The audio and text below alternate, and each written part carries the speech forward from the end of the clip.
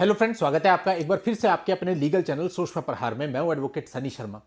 दोस्तों, अधिकतर क्या होता है कि अपने चैनल पे कई बार मैं कुछ ऐसी चीजें बताता हूं जो कि कॉन्ट्राडिक्ट होती है, जो कि चल रहा होता है उससे। मेरी मतलब अपनी अलग ही दुनिया चल रही है। लेकिन दोस्तों, जो चीजें मैं आपको बताता हूं वो चीज होती है जो पता सबको है पर मानता कोई नहीं, और यदि कहा जाए तो बड़ा कड़वा लगता है। देखिए दोस्तों, बहुत सारी चीजें ऐसी मैं अपने चैनल पे लेके आया। आज ऐसी ही एक चीज जो मैं काफी पहले से बताता चला आ रहा हूं आपको, उसी पर आधारित एक लेटेस्ट जजमेंट आपको बताने वाला हूं। जो भी लोग इस चैनल को निरंतर देखते हैं, इस वीडियो को जरूर देखेगा। यदि आप कोई भी स्टेप ले रहे हैं ना, पहला दूसरा, जरूर देखेगा, समझिएगा कि पूरे मामले में कोर्ट ने किस तरह से चीजों को एनालाइज करके डिसीजन दिया, ताकि आप अपने मामलों में कुछ गलती ना करो। और जो मैं अपने चैनल पर सालों से समझाता आ रहा हूं, उसी चीज को कंफर्म किया गया है इस जजमेंट के अंदर। तो आप ध्यान से इसको समझिएगा। दोस्तों, यहां पे पत्नी ने एक 125 सीआरपीसी की पिटीशन मेंटेनेंस के लिए फैमिली कोर्ट में दाखिल करी थी। दोनों पक्षकारों का विवाह 2013 में हुआ था, और कहना यह था कि विवाह के कुछ समय के बाद पति और उसके परिवार वालों के द्वारा उसको परेशान और हैरेस किया जाने लगा, और वर्ष 2014 में उसको उसका मैट्रिमोनियल होम छोड़ने के लिए फोर्स किया गया, जिसकी वजह से उसने मैट्रिमोनियल होम छोड़ दिया। उसके पास बहुत सारे ऐसे रीजन है, बहुत सारे ऐसे एविडेंस है जिनसे साबित होता है कि वो सफिशिएंट रीजन से अपने मायके में रह रही है। लेकिन यहां पर जो एडिशनल फैमिली कोर्ट थी, एडिशनल फैमिली कोर्ट ने पत्नी की जो 125 सीआरपीसी की पिटीशन थी उसको खारिज कर दिया, क्योंकि यहां पर एडिशनल फैमिली कोर्ट ने यह माना था कि जो पत्नी थी वो बिना किसी रीजन के अपने मायके में अपना मैट्रिमोनियल होम छोड़ के रह रही थी, और जो पति उसको साथ रखना चाहता था। उसने आरसीआर भी फाइल किया हुआ था और उसकी डिक्री भी उसके फेवर में थी, यानी सेक्शन 9 भी फाइल किया हुआ था।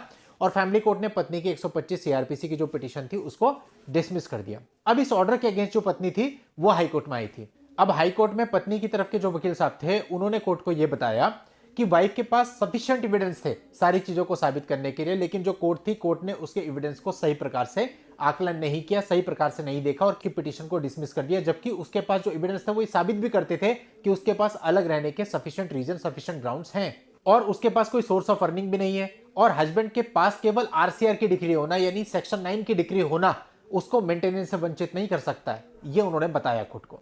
अब कोर्ट ने पूरे मामले को देखा, और पूरे मामले को देखने के बाद ये कहा कि भाई ये दोनों हस्बैंड वाइफ है, ये तो अनडिस्प्यूटेड है। और ये बताया गया है कि जो पति है वो 60,000 रुपए पर मंथ की अर्निंग भी करता है। और अब कोर्ट ने मेन चीज बताई कि जो सेक्शन 9 है उसका मेंटेनेंस पर कोई फर्क नहीं पड़ेगा। सेक्शन 9 या आरसीआर की डिग्री जो है वो 125 सीआरपीसी में किसी प्रकार का बार नहीं हो सकती, किसी प्रकार का रिस्ट्रिक्शन नहीं हो सकती। बहुत सारे लोग होते हैं जो ये कहते हैं कि सर हम सेक्शन 9 इसलिए फाइल कर रहे हैं क्योंकि हमको ये जानकारी है कि सेक्शन 9 अगर हम डालेंगे तो हमारा मेंटेनेंस नहीं लगेगा, या हमें मेंटेनेंस में फायदा मिलेगा। और मैं आपको हमेशा बताता रहा हूं कि ये बीते जमाने की बातें हो गई। अभी आप सेक्शन 9 डालोगे तो आप अपना टाइम खराब करोगे, पैसा खराब करोगे, मिलना आपको कुछ भी नहीं है।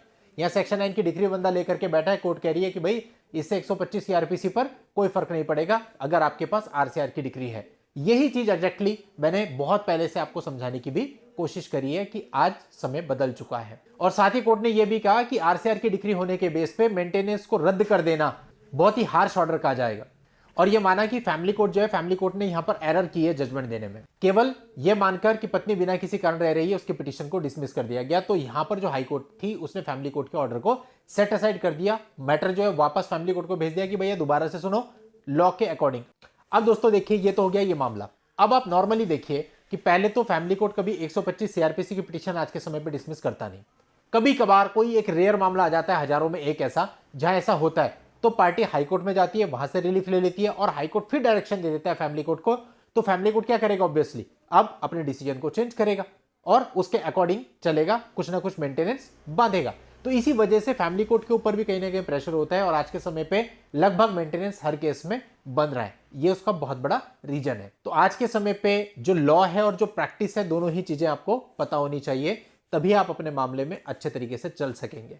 और अगर आप इस जजमेंट को पढ़ना चाहते हैं तो आप लोगों की हेल्प के लिए जजमेंट का लिंक मैं इस वीडियो के नीचे डिस्क्रिप्शन में दे दूंगा, वहां जाके आप इस जजमेंट को पढ़ सकते हैं और जानकारी ले सकते हैं। आज की इस वीडियो में इतना ही। नेक्स्ट वीडियो में नई जानकारी के साथ मैं आपसे फिर मिलता हूं।